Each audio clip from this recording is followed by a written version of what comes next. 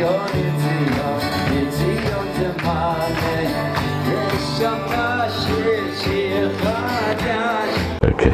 welcome everybody. We are in Jerusalem, and this is the, tonight is going to be very special. Usually we discuss the Kliyakar, but I decided to just take a little sidetrack to see what the Sefat Emet has to say. The Sefat Emet, one of the earlier Ger Rebbes,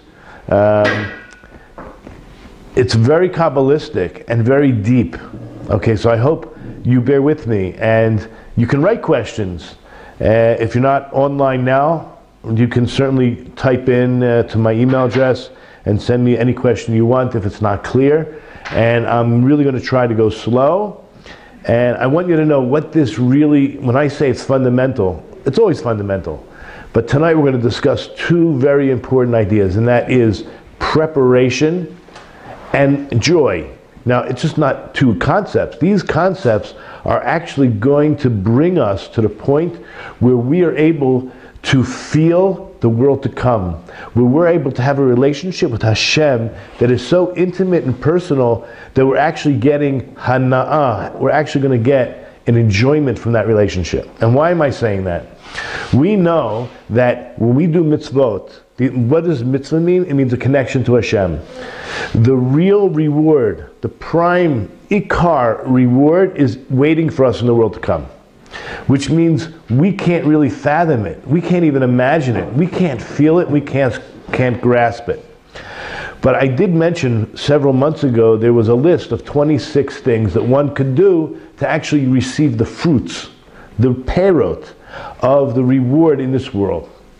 Now, it's a long list, but this Sefat Emet, he's going to bring two very important concepts, which I just already mentioned, and that is preparation. When the efforts that you use in preparing for a mitzvah, Hashem will pay you back in this world. Isn't that fantastic? So maybe, just maybe, when we're finished learning tonight, when we start preparing for Pesach or any other mitzvah, we'll put a lot more thought, kavanah, and energy, and the other thing is going to be happiness. I think at the same time, we might as well be happy doing it, knowing that we're doing the right thing, that we're doing the healthy thing, and that it's actually not just that we're going to benefit, but it's like a booster rocket. It's like it's adding fuel to the mitzvah. And I think that's why we're able to get the peros. We're actually able to feel the benefits already in this world, even though the prime reward is waiting for us in the world to come. And it's based on Parsha HaGadol, which we read last Shabbat, and it's based on what we're going to be reading on Pesach. So, between here and there, between the two, these two Parshiot, these two Torah readings, and the holiday coming up, I think it's really a perfect thing to spend some time on. So we'll start with the Sefat Emet, and he brings down the first idea. It's called hachana. Hachana means preparation. Now, preparation can be physical, and it can be mental, it can be emotional, it could be all of the above. So the first thing he brings down is there's actually an obligation to investigate and search out and darshan, to expound upon, we're going to talk about the holiday, to a certain place where a person has not reached yet, in order to understand a very important point of the holiday that you may never have seen before. Like we call a chidush. There's no such thing as a study hall without a novel idea. In Hebrew it's called ein beit midrash bli chidush. There's no such thing as going into a Jewish study hall and walking out with it and without a new idea. You have to be able to grasp new things. This is what God wants of you. He wants you to delve deeply, okay? So much to the point that 30 days before the holiday, we're obligated to learn the laws of Pesach. It's true, the laws of Pesach are much more than the laws of any other holiday. There's no question about it. But Shloshim Yom Kodem HaPesach Mechuyavim, we're obligated Lidrosh B'Hilchos Pesach. Now, just as a side point, where do we learn this from? Now, when Moshe is telling the Jewish people about Pesach coming up, and they're expected to be clean already, clean in terms of from all the impurities. So there were a few people who had been carrying the bones of Yosef, that's according to one opinion, right? Or perhaps in the process of burying Aaron's 2 sons, but nevertheless, they were spiritually impure, and that's a bit of a problem. So I'm going to call it a complaint, but it wasn't necessarily a complaint, but they want to know, why are we not able to participate? Are we any less than anybody else? We were doing a mitzvah, perhaps. So Moses inquires and tells them about Pesach Sheni, that 30 days from the first Pesach, there's a second opportunity for those who were not able to, for various reasons. We're not going to go into that tonight. Maybe they were far away, they were on their way, they got stuck, hindered, or impure. So Moses inquired, and he tells them, yeah, you have Pesach Sheni, don't worry. And it's exactly, 30 days. So that's one idea, perhaps. But, so there's a halacha. But the Sefat Emet goes on and he says, what are you going to use those 30 days for, right? Okay, it's very nice. There's nothing called dry halacha. I hear that term, and I'll tell you, I don't get it. I mean, I can get it. Maybe I was there one time in my life. But I think that you have to learn to ask questions. Why do we do this? Just because you're telling me and telling me and telling me it's a lot of information? But why? I want to know why. And once you hear the reasons why, go deeper and deeper, and nothing is dry. It is so full of meaning. So he says the reason why we have to we have to start 30 days before. Listen to these words: Hiluch HaPesach b'tol kol echad mibnei Israel. The whole process, the hiluch, the going, the journey, is necessary. That within each Jew, there's a journey. We're all on a journey, and it's going to take us time. So it's actually a process, the process of something internal. The gears are going within the neshama, within the person, on their journey. So that's what is expected of you. That it's not just 30 days to learn dry laws, but to really sink your teeth and to understand something unique about the holiday and about you on your journey. Okay, and your journey where? We're going to talk about that. I'm going to tell you now, just so I know you won't be able to, on your journey of the Exodus, the journey of getting out of Egypt. And Egypt, we're going to find out, is not just, it's true, it's a national experience, but it's also very much a personal experience. And then he goes on and quotes his father, and he says that each and every year, each person should find something unique and different that he didn't see prior or last year. I'll just read the words. Hine b'kol shana yesh hasaga miyuchedet upirush miyuchad. Right?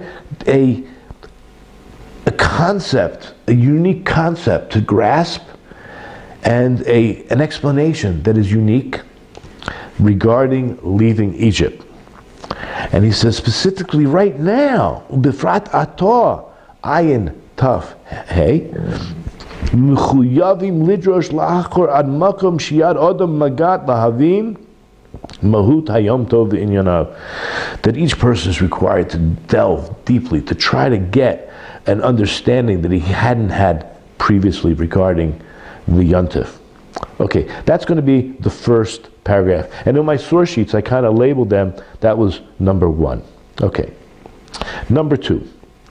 That we know that there's a bitul, a nullification of the chametz that we own, and there's going to be a bedika, that's a search and a check, the night before Pesach, and both these things, the bedika and the bitul, are going to fix, they're actually going to fix a blemish that we may have, I mean if you're human, right, that we have in our nefesh and our ruach. Now we have 5 levels of our soul. The neshama is the third, and we're only going to deal with let's talk about the bottom 3. So the neshama we call the soul, that is pure and there's no blemish, okay? But we have lower levels, right? I said the neshama, sorry. The neshama is the highest level of these three. The nefesh is the lowest. That's where the nefesh is in the blood. It's in the body, okay? That's a very physical part of our soul, and that is called the nefesh. And there's a pagam in our body, we're human. And then we have a ruach, which is perhaps the breath. And that also can be blemished and needs a fixing. But the highest level of these three parts of our soul is pure and doesn't need any type of tikkun or fixing. But he's going to go and explain what these ideas are. So number one is the bittul and the bedika of the chametz is going to fix something in our nefesh and our ruach, and therefore this is very important. The actual act, remember it's relating to hachan and preparation, that we have to do these acts, meaning to negate the chametz before the redemption and the freedom arrives.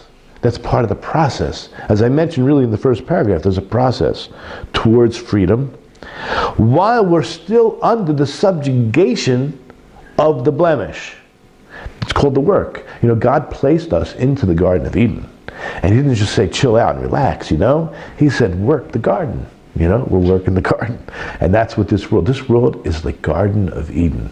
I mean, I don't know if you've been to Israel recently, but when you walk around in this time of year with the trees blossoming and the smells and like the perfect weather, you just feel this is really, you know, the Garden of Eden. And so while you're still under the subjugation of the blemish, that's when the tikkun needs to be made. Also, as we know, right, people are interested in converting to Judaism. Well, guess what? After the redemption comes and Mashiach is here, too late. It's too late. There's no more fixing. There's no more tikkun. It's done. Wherever you're holding, that's where you're at. Okay? So the same idea, if I want to apply that to the same idea, the work is now. After the redemption, all the work is done. Oh, another idea, right? 6 days you shall work, the 7th day is Shabbat. If you don't cook and you don't clean on Thursday or Friday, you're not going to have anything to eat in a dirty house. You know, very simple. You want to enjoy Shabbos? You want to experience Shabbos? There's 6 days you should work, right? We saw the Maklokas, Beis Hillel, Beis Shammai, maybe already on Sunday. Start preparing. Monday, another day to prepare. Till the last minute, the siren goes off, at least in Yerushalayim. And then we're like hustling. Because we know that if we don't get it done, it ain't going to be done. Now, regarding these two ideas, the bittul and the bedika, we mentioned there's a pagam in the nefesh and there's a pagam in what we call the ruach. The way to fix the nefesh is going to be through mitzvot, right? God gave us a gift. And we're going to find out later, God gave the Jewish people 606 additional mitzvot because he wanted to increase their merits. What does the mitzvot do? It's our ability to cling to Hashem, to cleave, to mechaber, to lichaber, to connect, to have a relationship with God. Right? So that's what the mitzvahs do. So that helps fix whatever pagam we have in the nefesh. And interestingly enough, how do we do the bedika? We do the bedika with a candle. And I want you to turn to Proverbs 6:23. And what does it say? That the ner is a mitzvah. The ner, the lamp, is a commandment, is a command. Now I don't know how you have to translate this, because for a commandment is a lamp and the Torah is light. Ner mitzvah, the Torah or. Okay? So ner is compared to a mitzvah. So therefore we use a ner, we use a candle in the bedika process to remind us it's all about connecting through the mitzvah and the tikkun, the fixing of the nefesh through the mitzvah. And then what about the ruach? Ruach means wind. Ruach means spirit. Okay? And how is that fixed? Through dibur. Dibur, speech. Think about it. You know, the nefesh is in the blood, but where's the ruach? None other than in the lungs and the breath. But when you speak, there is breath, right? That's what you're breathing while you speak. Okay, therefore, even according to the Torah, we do need to do a bittul. We have to physically move our lips and say, it's right, our heart's not enough. You need to actually say, this chametz is like dust. It means nothing to me. Okay? And how do we know? Look in Exodus chapter 12, verse 15. The verse tells you, Tashbitu soor. You're supposed to nullify. I don't know how you want to translate that. Get rid of, cease, desist. Right? Get rid of it. It's gone. It's no longer yours. Now, sha'ayidei bittul. Now, through this bittul, through the nullification process, shal adam, of a man, be'emet mashbit hasor v'chametz. He's for surely, right through the nullification process, it's gone. It's no longer in his possession. Why? The reason is because Pesach itself is the time for redemption. It's all happening before. This is all part of the hachana. It's all part of the process, our journey. So for those who are not aware, that the chametz represents the yetzer hara, the evil inclination that we have. So as we work on our character, because that's what life's all about, we're slowly getting rid of the chametz. Okay? We're slowly getting rid of the yetzer hara. We're having a lot more, hopefully, control over the yetzer hara. And this is all going to happen before the redemption, because afterwards it's too late. So I'll just read his words. Lefisha Pesach le'elam zman geula. Pesach is always going to be the time for the redemption. Tzrichim makam levater chametz ba'od mishu'ubadim tachas v'gam. So we're required previous, right, early on, to get rid of the chametz while we're still subjugated under the pagam, under the blemish. Ki achar ha'geula, because after the redemption, lo shayach bittul. So if you waited till after the time you were no longer able to own any chametz, right? It means that once the Torah says you're not allowed to own it, okay, it's as if it's not even yours, at least from God's point of view. Then how can you bittul it? You got to bittul it. You have to nullify it. You have to burn it while you're still allowed to own it, while it's still in your possession, meaning legally. In God's eyes, in your eyes, right? But once you're no longer allowed to have it, how do you then burn it? It's not even yours you're burning, and it's certainly not yours to nullify. Okay? So it has to be done while it's still in your possession, meaning before at least midday, according to the Torah, the end of the 5th hour, sorry. And so let's go on. So he says, so too, by idol worship, Israel, how can a Jew mivatel, nullify idols that don't belong to him? Okay? It's only if it belongs to you. And this is very interesting because this is going to lead into the idea of taking the calf, taking the sheep, which, by the way, I still don't get why Christians would call their God the Passover lamb, because the Passover lamb represents the idols of the Egyptians that we were told to slaughter.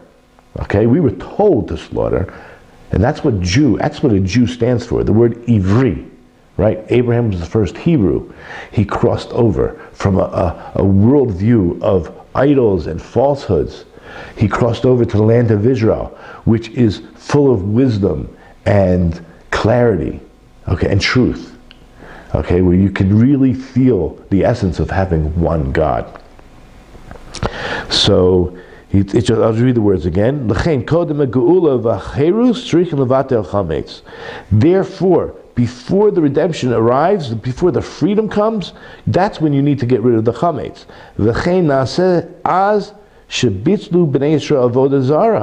So too, this is exactly what we did, because we were idol worshippers when we were in Egypt.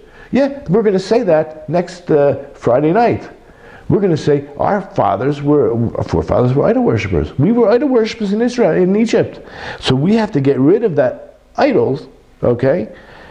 Listen to the words. V'chein nasa az shebitzlu b'nei Yisrael avodah zara. So too, this is what we did.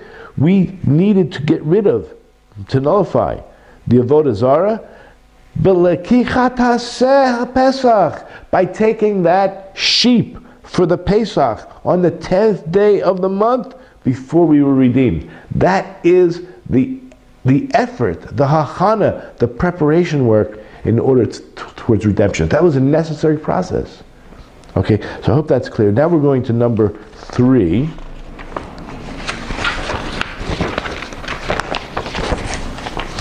And he says that the Bishorash HaMitzvah Ein Lanu Negia. The root of any mitzvah we really can't grasp. Right? When I say the root, I mean the prime reward, the feeling of satisfaction, of really understanding the reward. Okay? We're not able to reach it, and grasp it, and perceive it.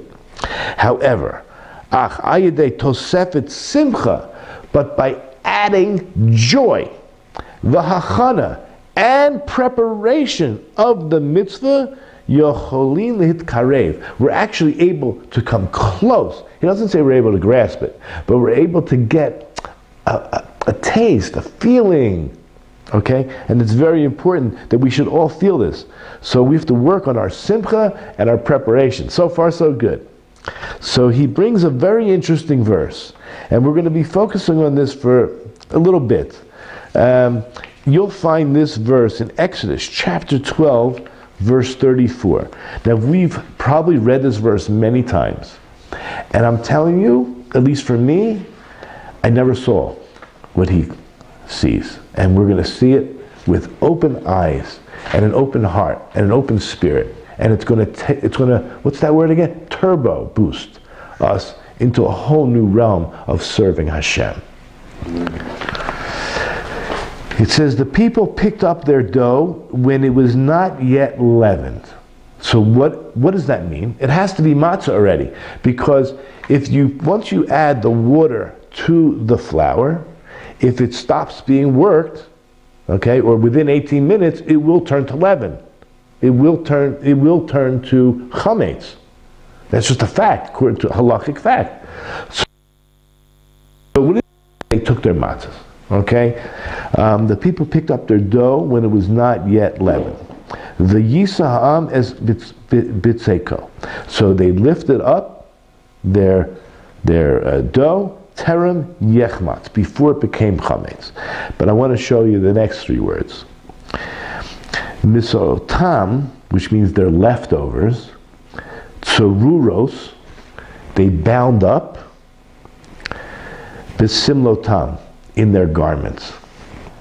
I mean, look, I'm from America. I remember the word hobo. So some poor guy, schlepper, miscane, unfortunate, has to jump on a railroad car when nobody's looking just to get a free ride. So he puts all his garments, all whatever his belongings, into a shirt, and he ties up the sleeves and everything, and then he puts it on his shoulder with a stick. Is that what was going on? Look at it again. We know they picked up their dough. And what's their leftovers? What leftovers? So we're talking about what we know they ate. They ate matzah, and they ate more that night. There's no question. That's what the Torah tells us. Look at the Rashi in the middle. It says their leftovers, misotam, the remaining matzah and bitter herbs. Right there. You got the matzah and the more. Okay. So the next thing he tells us is that he specifies it. He says those leftovers of matzah and more. Very nice. But why? Right? Did Rashi mention this? Yeah, it's the next Rashi. Although they took many animals with them, they carried their matzah and their bitter herbs on their shoulders. What did they carry? They didn't carry their animals on their shoulders. You ever see those shepherds? They take a sheep. You got 2 legs here, 2 legs there, and they're carrying their sheep. I don't know if you can carry a cow, but the smaller animals certainly you would carry. Here it says they carried what we're talking about here. With their leftovers is their matzah and their more, because they loved the mitzvah. They loved the mitzvah, so they bound it up and they carried it with them on their shoulders. The word Shechem, there's a city called Shechem, right? Very much related to this idea of taking responsibility and shouldering something. Okay, but the interesting now, the thing that he says now, and you have to put on your seatbelts, right? Buckle up. He says, the Isa Shirei Mitzvah Ma'achvin et Paraniot. whatever these leftovers are, we're going to define what they are. What does it mean just to love? We're going to get down to the nitty-gritty and talk about the simcha and the hachana, that's really the leftovers, or the additions. Let's put it like that. Leftovers and additions are very much related, right? So, extra. Let's use the word extra, right? So he says that by bringing these extras, somehow this extra is going to hold back any negative consequences. It's going to hold back punishment. It's going to push it away. Now, with the way the Kliyakar is explained, God promises us blessings. The blessings are already there.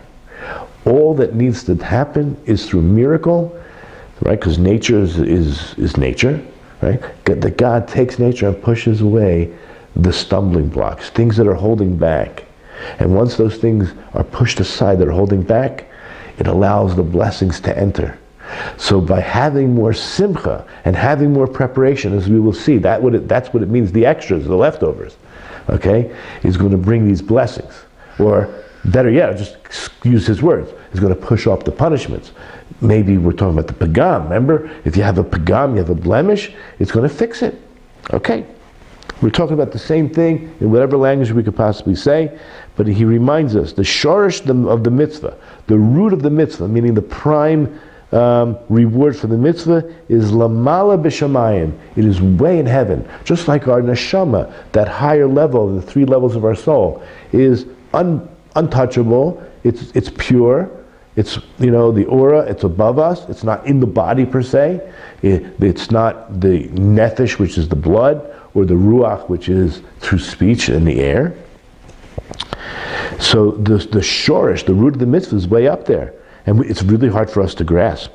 But he says, aval al yedei tosefet, that word extra, additional, leftover, simcha and hachana, joy and preparation of the mitzvah, Yecholim liyot noshea'im ba'olam hazeh. You're actually able to feel the redemption in this world. You can actually feel the world to come in this world. It's like you can have 1 foot in this world and 1 foot in the world to come.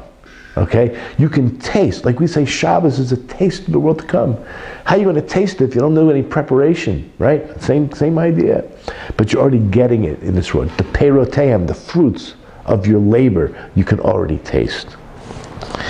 And then he brings it back to what we've been talking about all night long so far. L'chein metzinu be'eretz Mitzrayim. That's why we find, while we were still in Egypt, Shia Pesach mikacha be'eser, that this lamb, called the Passover lamb, we took already on the 10th.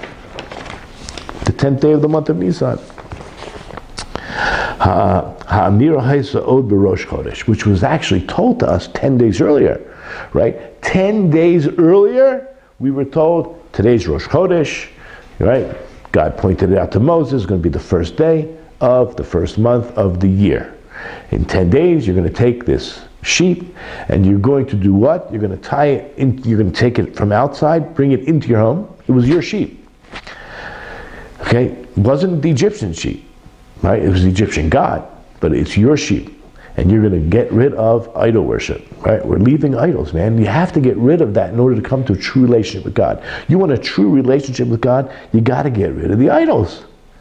So this was it. This is why the Jews don't fall for that other stuff, that funny business, the fake news. I just want to tell you also, why are we celebrating Shabbos HaGadol, right? This coming Shabbos is called Shabbos HaGadol. Okay, so the simple explanation is God told us to take on the 10th this sheep. Okay, you're going to watch it for 3 days and make sure there's no blemish. That's the whole idea. You're going to make sure there's no blemish. And then on the 14th, you're going to slaughter it, you're going to roast it, you're going to eat it on the night of the 15th, and you're out of here. You're free.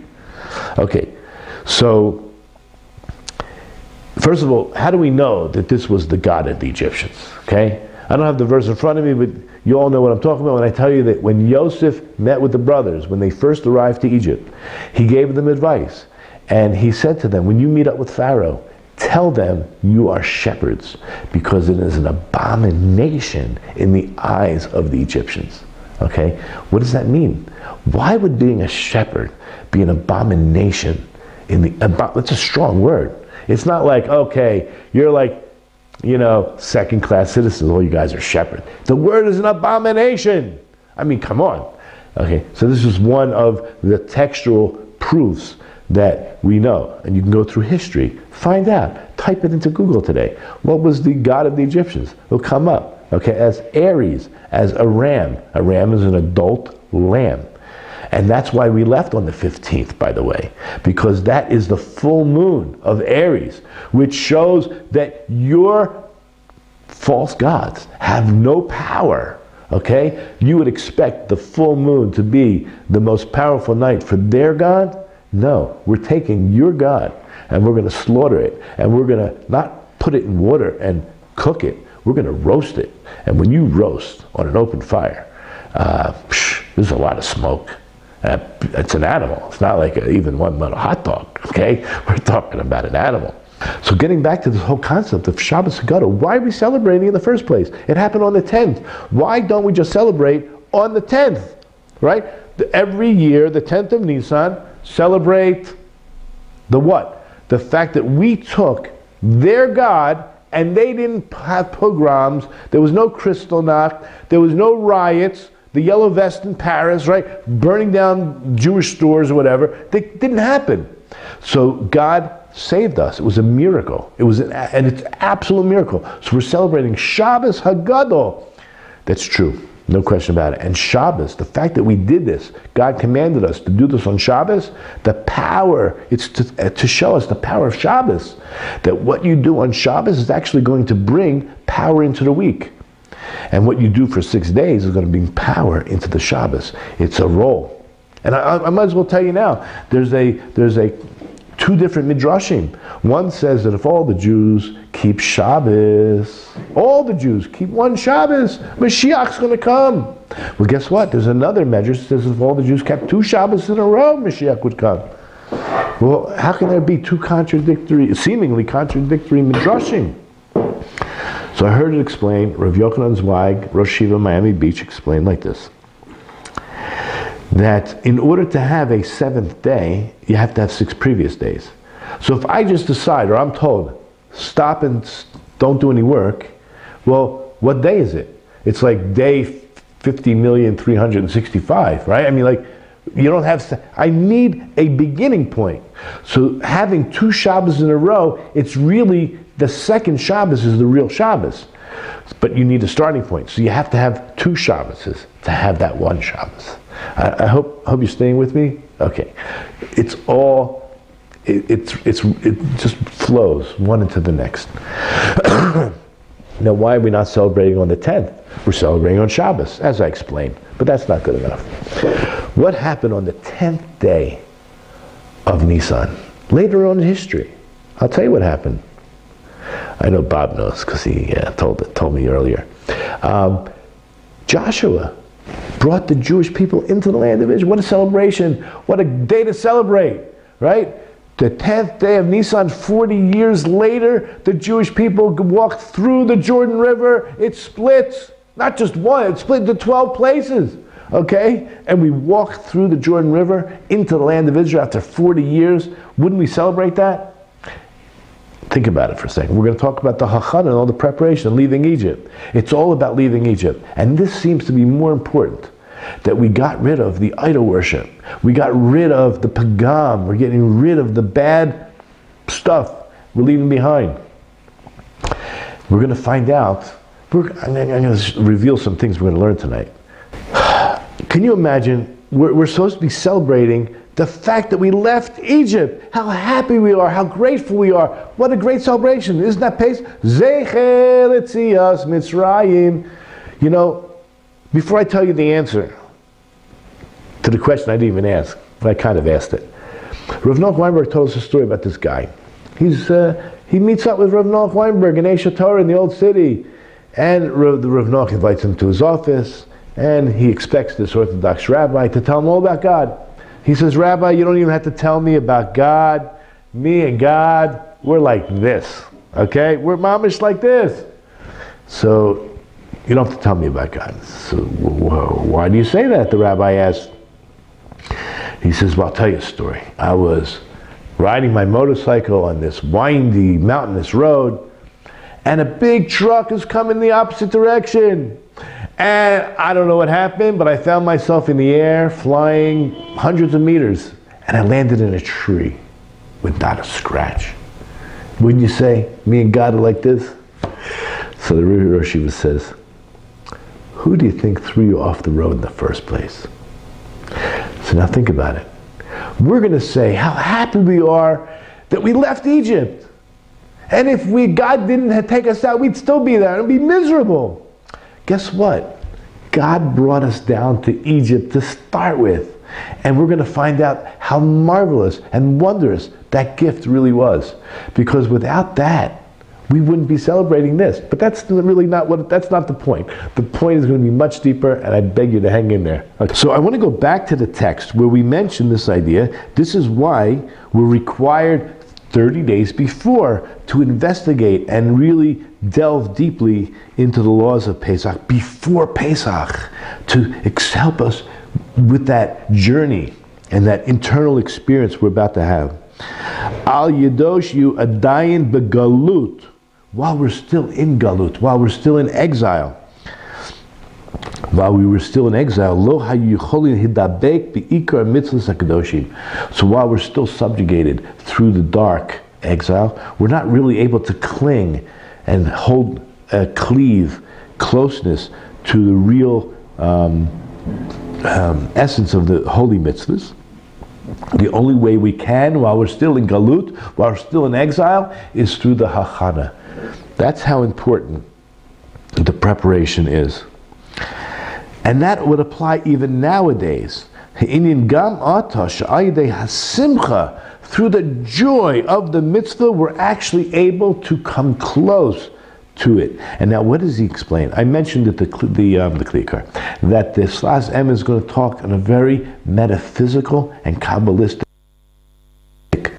He tells us, V'yadua, it is well known, ki guf ha'adam, that the body of man is rak malbush l'neshama v'nefesh hapanimi. Remember we said the verse said that they put into their clothes the leftovers? The body is the clothing of the soul. You hear where I'm going with this? Okay? That it's the body of man that is all that it really is the clothing for the soul and the nefesh that's deep inside. And that's why it says, your leftovers, they're leftovers, they bound up in their clothes. That the leftovers, and when I say leftovers, we mean the extra, that the simcha and the hachana. The leftovers of the mitzvah is actually more capable of clinging to the body of man.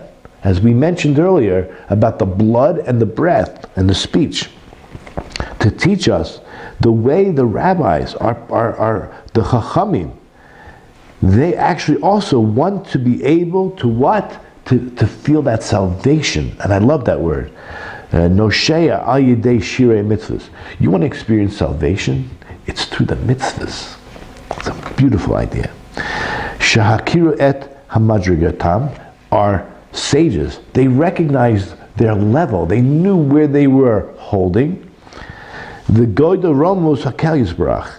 Not only did they know their own level, but they knew where Hashem was, and there was a big separation. And the only way they can do it is through the mitzvahs. V'chein gam kein nitan ledoros. So too, God gave. He gave us an opportunity, as it says in Deuteronomy 16:3. Right? You're not allowed to eat the leavened bread with it. We're talking about the Pesach offering. For 7 days you shall eat with it matzah. Okay, you're going to eat with it matzah. So, do we have to eat matzah for 7 days? Is there a mitzvah to eat matzah for 7 days? No. The only obligation from the Torah is the first night. And at least according to the Vilna Gaon, it is a mitzvah to have two two matzah meals a day, but it's called reshut. Reshut means optional. Okay, so he mentions that the shisha reshutim, 6 of those 7 days are only optional. Hu inyan shir mitzvah. This is the opportunity to come close by eating matzahs for the other 6 days. And why? Because the rest of the verse says, so that you shall remember the day when you went out of the land of Egypt, all the days of your life. Now listen to the words. Laman tiskur et yom tzesecha me'eretz Mitzrayim kol yemei chayecha. Now the rabbis discuss this. We have in the 3rd paragraph of the Kriya Shema, where we say, Hear, O Israel, Lord is your God, Lord is one, that you have to say that twice a day? Okay, where do you know it's twice a day? Fine, you have to say it twice a day. We're not going there right now, but what about the 3rd paragraph? The 3rd paragraph of the Shema talks about leaving Egypt, and we say the 3rd paragraph twice a day. So why? It says all, forget the word all for a second, the days of your life. So if you say it the days of your life, so that means you say it during the day. But how do we know at night? So there's a discussion about the word all. Does all mean night? Or does it also mean the times of Mashiach? Okay, in the future. So there's this, it is to be understood for practical purposes, yes, nowadays, even before Mashiach comes, we're still going to be remembering Egypt. Okay, now, so what does that really tell you? That before Mashiach comes, right, even at night. So night represents darkness and the exile. That's how we look at it. And that's, the redemption comes towards sunrise and when the light, right, light represents a lot of good stuff, right, the redemption. Dark represents a dark exile. So let me just read these words. So he says, Sha'ayidei hashayarim yesh achiza gam liyamei harida. That through those leftovers, the hachana, the preparation, and the simcha, there's something to hold on to.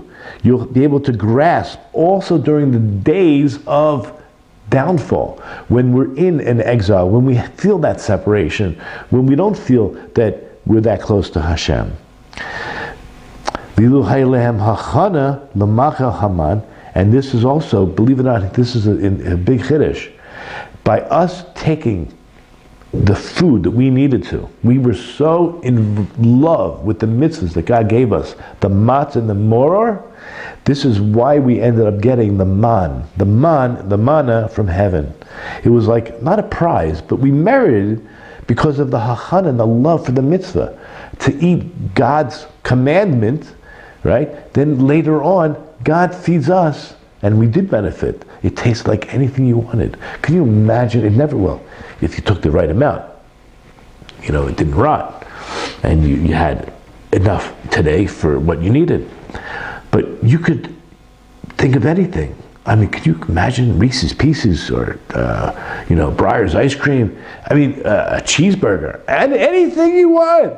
Anything. You can imagine anything you want. It could taste like anything you want. I want to tell you also, they didn't have to go to the bathroom. They didn't urinate. They didn't defecate. They didn't have to change their clothes. There was no sweat. This food called manna was totally absorbed into their body. There was no pagam. It was pure food. There was no blemish. There was no waste. And they didn't even change their clothes for 40 years. Their feet didn't swell in their shoes. I mean, I know after one day what my socks smell like, but they didn't have any problems. Can you imagine? This man from heaven, this food from heaven was totally absorbed in the most purest way. And this was a reward for the love that they had for the mitzvah already before they left. You see where we're going with this? You got to get the simcha down. You got to get the preparation down. It's going to change your whole experience on this planet. Okay? So then he ends off by talking about, that's why it says, L'rabos halaylos, right? We're talking about to include nights. That also the shayarim, these leftovers, ilu haylehem hachana l'maychel haman, shanitan lehem acher kach lechem min hashamayim shemak malachei hashareis oichlin oso. We're talking about that's angel food. That's what the angels ate. The angels ate man, and that's where we were elevated to, because we were actually like the world, in the world to come, right? We were actually elevating ourselves to that point because of the effort and the love and the joy we had for these mitzvahs, that we were on the same level, because that's what angels eat. Angels eat man, right? It's, I don't know, angel food. That's what I call it, angel food. So, all right. Now we're going to go to paragraph 4. The idea is that the purpose, the goal of the mitzvahs, is to create a rosham, an impression, a long-lasting impression in the human being. And that most of our thoughts and desires towards doing a mitzvah is going to fix our soul. Now, think about it. We do have control over our thoughts. And if it's true by sins, we're going to see that when you really, let me cut to the chase, okay? I'm going to try to be as PC about this as possible, okay? Men can relate to this, and I'm sure women in their own have a different example. But if a man would think about a woman, let's say like this, right? Many men have seen a woman from a distance, and her back is to you, and she may have a very, nice, curvy body, and beautiful hair. And then she turned, and you just try to imagine what she looks like, beauty, and then she turns around and she's like the ugliest girl in the world. It's happened. Tell me, guys, it never happened. Okay. So basically, when you have these thoughts, of these illicit thoughts, so what happens is that's more enjoyable than the act itself, or it could be, and usually is, right? You imagine, wow, and then when you're actually involved in doing a sin, it's nowhere near what you had imagined it to be. Now take everything I just said and apply it to mitzvahs. Can you imagine that if you're dreaming all day long about how to perform the mitzvah the best possible way? I mean, you're flying. Can you, guys, I mean, you got to get on this level here. You take that energy that you would or could or have used in the past for sin, maybe not in the exact way I just specified it. Maybe you have other ideas about, let's say, winning at the craps table, or spending all your money gambling, and all the dreams of what you're going to do spending it. Just turn that around and do it the other way with a mitzvah. So listen to what he says. Let me just go back to that. So majority of our thoughts and our desires toward doing a mitzvah is going to fix the pagam, fix the blemish in our soul. So he says like this. Go back to our original verse. The leftovers, they bound up in their garment. So there's a Mechilton, I think we quoted Rashi, that they didn't take their animals on their shoulder, but rather because of the love for the mitzvahs, they took their matzah and their maror, the leftovers, on their shoulders. So he's going to quote again, the prime idea is that the real purpose of the mitzvah is to create an impression in man, a long-lasting impression, like we have written in other places, and he mentions a verse in Proverbs 2 verse 1. Now if you look at that verse, I have to find it here. Did I quote it somewhere? Yeah. My son, if you accept my words. Now in English it doesn't make sense. My treasure and treasure my commandments. I shouldn't say it doesn't make sense, but that's not the point. The word is mitzvatai, my commandments, titzpon itcha, bury within you. A treasure, right? We think in America, a treasure is something that's buried, right? It's hidden. Forget the English. Umitzvotai, my mitzvahs, titzvon, bury itcha, inside you. You understand? My mitzvahs, bury within you. Make an impression. Make an impression when you do these mitzvahs. You don't just do the act, as we spoke about earlier, like some kind of a ritual, a dry ritual act. There's moisture, there's life, and it's going to, right, become part of your nefesh and your ruach. Right? It's going to be part of you, within you. Makes an impression, a long-lasting impression. You're not the same person. I've heard this said in the name of great people. We walk forward 3 steps. We pray our Shemona Esrei, our silent prayer, and then when we're finished, we walk back 3 steps. Now, if you're there, you're really praying. You should be a different person. Okay? You should be a different person than the same person that walked forward 3 steps the first time. When you walk back, you're an entirely different person. You should be transformed through your prayers. Okay? So back to the text. He says, just like we do these mitzvahs with so much love and desire, there remains an illumination of the mitzvah in the soul of man. Now, I don't want to go too off the subject because we've talked about this before, but I think it's important. The Chofetz Chaim has written in the 3rd volume of the Mishnah Brura what mitzvahs do in respect to the resurrection of the dead. When we do mitzvahs, they create energy, life energy, that will be used in the resurrection of that limb when we are resurrected. And therefore, because this is in the laws of Shabbos, he wants you to know that each one of the mitzvahs is related to a different limb. We have 365 adults, we have 248 dues, and they're parallel to different bones and veins and sinews and organs. Shabbos is the heart. And one could be resurrected without a finger, or a broken arm, like a blemished arm because he didn't put on tefillin right, or he didn't put tefillin at all. Someone can be resurrected without an arm, but you can't be resurrected without a heart. And that's what Shabbos is. It's the root of all the emunah and belief in Hashem, by ceasing work at the end of a Friday afternoon.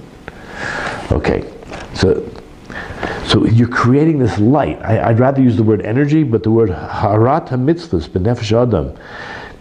When you do the mitzvah, when you have love and you do the mitzvah with such desire, it remains the light within the person. And then the Zohar, in the 3rd volume, 16:2, I'll read it in Hebrew and I'll translate it.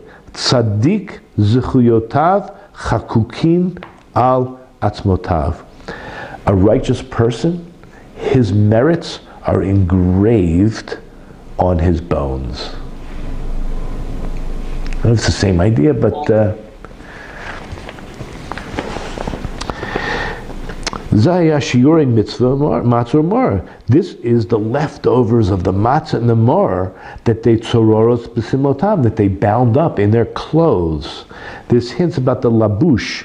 This hints about the garment that is nase ayidei mitzvahs, the garment that is made through doing mitzvahs. That's what it hints to it.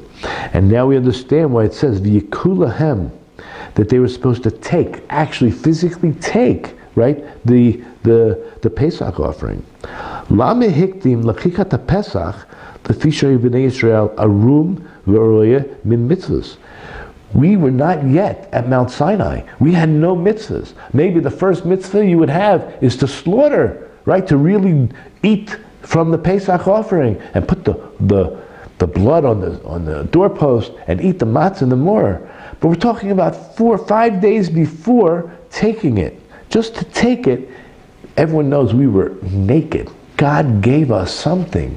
We were naked and bare of mitzvahs. We had no mitzvahs.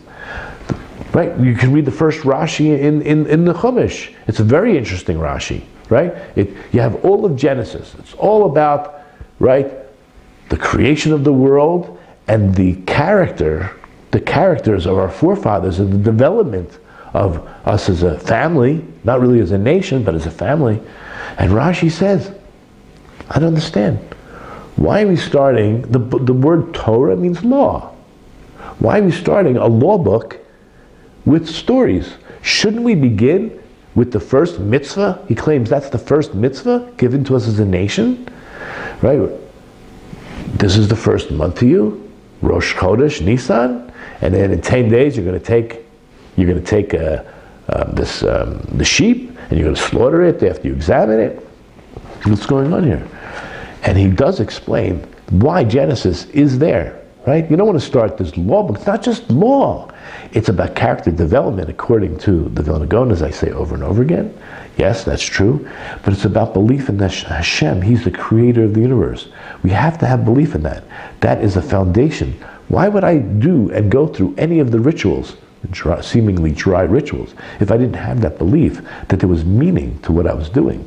That there was a creator of the universe who gave us a manual, who didn't just create us and left, like as the philosophers of Greek believed, or other religions. We have an intimate, ongoing relationship with the creator of the universe. And that's what we're going to discuss. Okay, so now getting back to the paragraph we were in the middle of. By taking the sheep, that came first while we were still naked. We didn't have any mitzvahs. So this whole idea is kivadai ikar mitzvah tzarich gavoa v'tzarich ha'adam la'asos mitzvah l'shem shemayim bavad. This does give you the impression to do a mitzvah properly, you really have to be on the highest level. It sounds like it, right? Who knows if they can actually do a mitzvah 100% properly? But it has to be for the highest level. But guess what?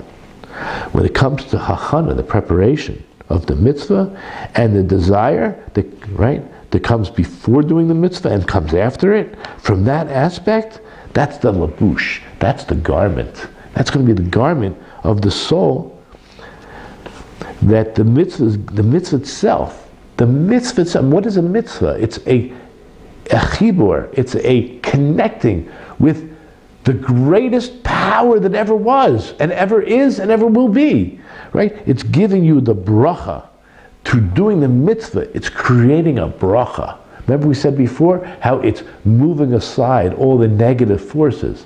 It's giving, by doing the mitzvah, you're getting the bracha before, by the hachana, and afterwards, after you do the performance of it. Just like we have written in different place, okay, now we're going to get into that idea, and I didn't make it up, but he says this is the words of the rabbis, Chazal, that when someone thinks about doing an avera, it's called hirhure avera. It says it's kashim ne avera.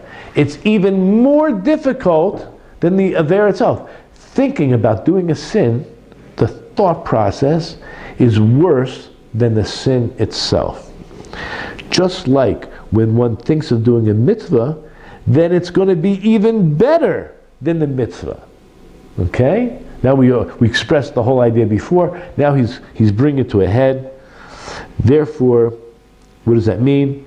That also the ikar pagam, the prime blemish of the sin, which is rooted in the action, but the actual ruination of the soul of man is going to actually be worse through the thoughts of the sin. Therefore, when it comes to mitzvahs, which the prime mitzvah, we already said, is very high, and who says we're going to do it right? But all those thoughts and desires we have towards doing that mitzvah is already going to create a cure. It's going to fix the pagam that we have within us. I can't even believe it. I watch some of these videos where these, I don't know if they're called Christian truthers, I don't know what the heck these people are talking about. They're saying, we don't have to do mitzvahs. First of all, they think that they're Israel when they're not. And then they tell you that the word's been changed and they don't have to do any mitzvahs at all. That, I don't know if it's called grace. I don't even know what they're talking about, right? Why would anybody want to do with not having an intimate relationship with God? He clearly said, these are my mitzvot. The word mitzvah are opportunities to have a relationship with me. Who wouldn't want a relationship with the Almighty, the All-Powerful? I just don't get it. I don't know where it's called fake news. False, what do they call that? They call it the gospel? I call it fake news. Okay, I'm going off subject. Back to so now, that's what I mentioned. Every chapter in Pirkei Avot ends with these words. God wanted to give us as much merit and credit and opportunities to have a relationship, so He added on. He added on 606 more mitzvahs, more than the 7 Noachide laws. More, 606. Right, only up to 613. There's 7 to start with. So He gave us all these opportunities to come close to Him. It's unbelievable. What a blessing. And all these fixings, shekol hatikunim shalamala, so all the fixings that are going to happen in the upper world, God gives to the Jews, liot nasin Ela, that we do these tikkunim ayidei and mitzvahs, through the mitzvahs that the Jewish people do. And through this, they're mizdakek. Mizdakek means purify. This is how we find the purification. This is how we find the salvation of the soul through the mitzvahs. So now we're on the next paragraph. That would be the 5th, and it's Galut v'Geula. Galut literally means exile. Geula means redemption. Now, he's going to explain to us the word Galut, even though it means exile, it's also related to the word revelation, revelatory. Like we spoke about the Megillat Esther. It means the scroll of Esther, right? Megillah, because it's round and it's like a tire, a gal, right? As a scroll. But also revealing. It's the revealing of the hidden.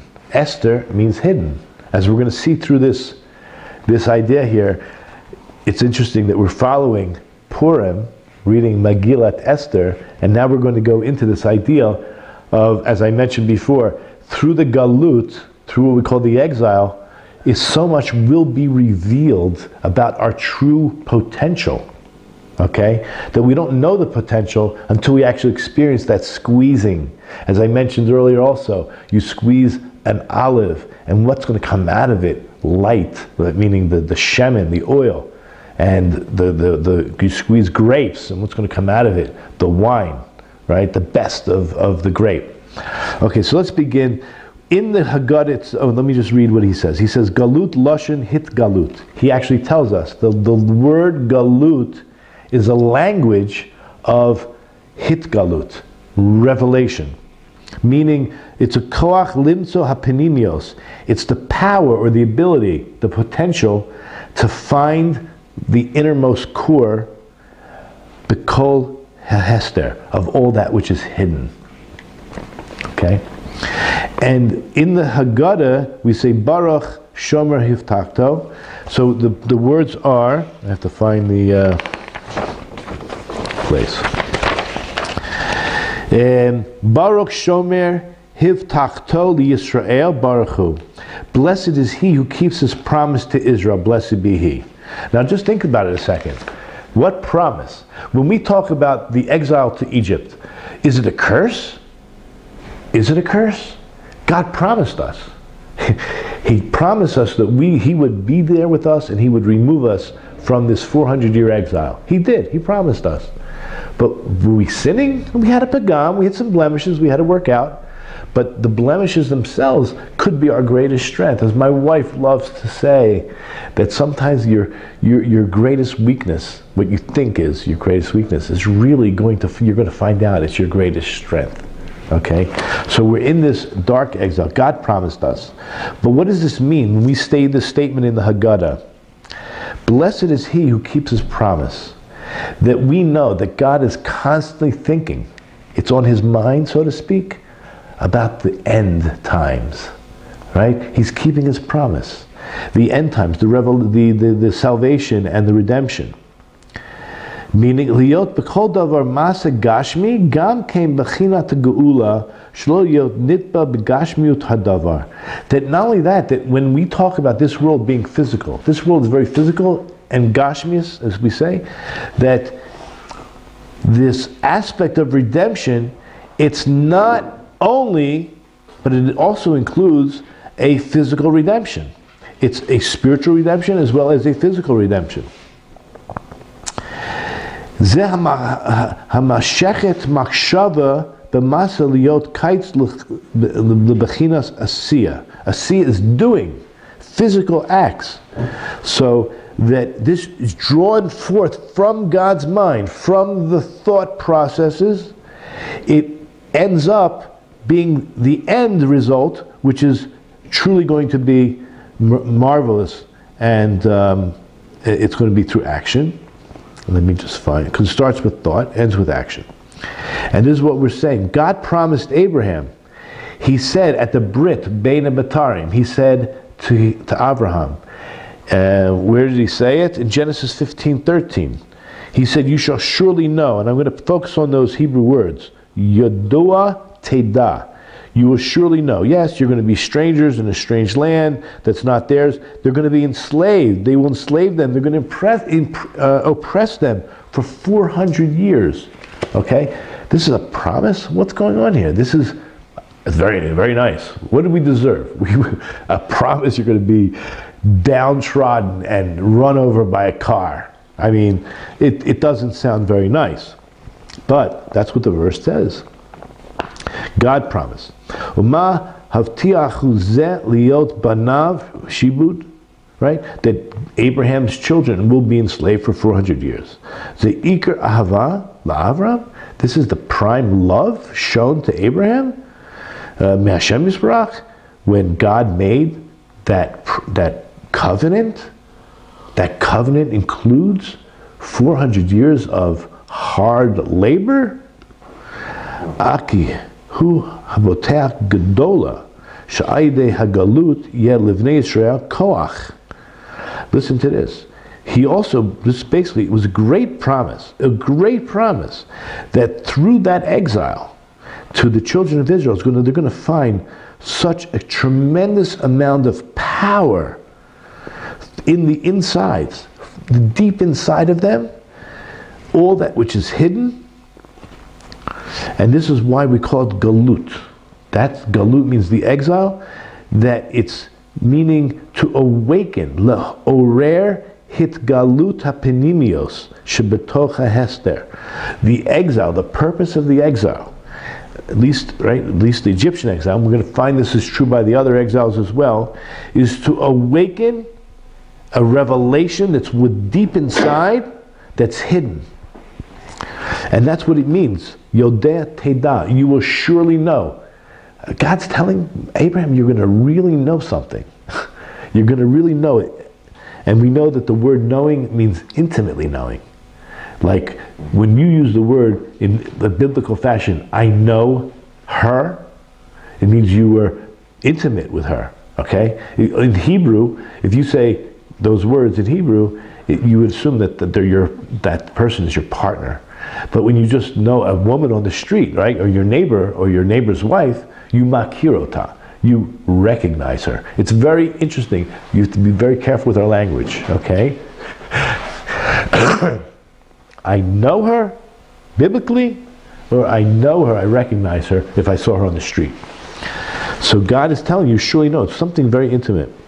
Ki nitzrach lezeh hamashechet kocho, that it's required to this to draw forth the power, the ability, and the potential, the idea, the vekat, the chibur, that the knowing is called the vekat, is clinging, is cleaving, and chibur is unification.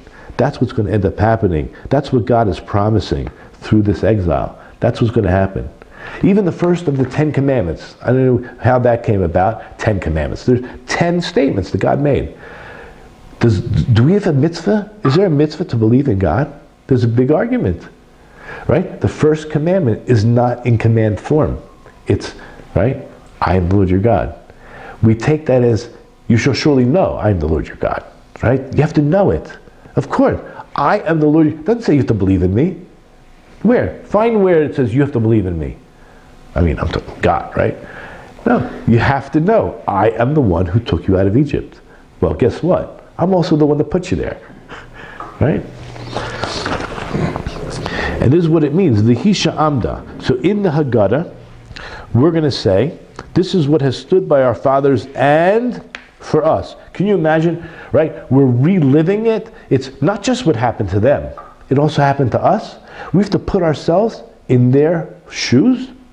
This is what has stood by our fathers and us. For not just one alone has risen against to destroy us, but in every generation they rise up against us to destroy us. And the Holy One, blessed be He, saves us from their hand. Maybe it's more beautiful in Hebrew. V'hi sha'amda, v'hi sha'amda, right? Lavoseinu v'lanu, right? Shelo echad bilvad amar aleinu l'kalotenu. It's not just one that stood up against us to wipe us out. Elish b'chol dor v'dor, every single generation. I mean, look, I was born after the Holocaust, and I could say, wow, that was horrible. And I didn't experience it. I experienced anti-Semitism. We see what's going on, you know, with Israel and the Arab countries, our enemies, and trying to wipe us out and still threatening to wipe us out. So, and it's only through Hashem, Kadosh Baruch Hu, He's the one who matzilenu miyadam. He saves us from their hand. Okay, so that's part. Now he's going to explain that. So, but Kadosh Baruch Hu, He promised us, like he said earlier, that there's going to be a toelis, there's going to be some benefit through this exile that's going to benefit every generation. Shekol Hester Moisif Od Hizuk Be'ez HaGeula, that every part of that hidden message, everything that's hidden within us, is going to add even more strength in any time we're going to be redeemed, the time we're going to be redeemed. And that's why when we say HaKadosh Baruch Hu, He's the one who saves us from their hand. And I want you to look at Psalms 34 verse 20. Is that right? I didn't put it on there? Oh yeah, it is. Many evils befall the righteous, but the Lord saves him from them all. Rabos Raos. So many tragedies are going to affect the tzaddik, the righteous. Kulam yatzilenu Hashem. But Hashem personally is involved in saving. He's our personal Savior. We need no other. There is no other. And don't be fooled. It says right there. Okay. And so the Zohar Kodesh explains like that from the language.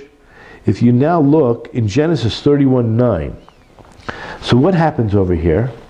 Yaakov was working so hard for he didn't want, I'm not saying he didn't want Leah, but he wanted Rachel, and he had to work another 7 years. You know, like this is crazy.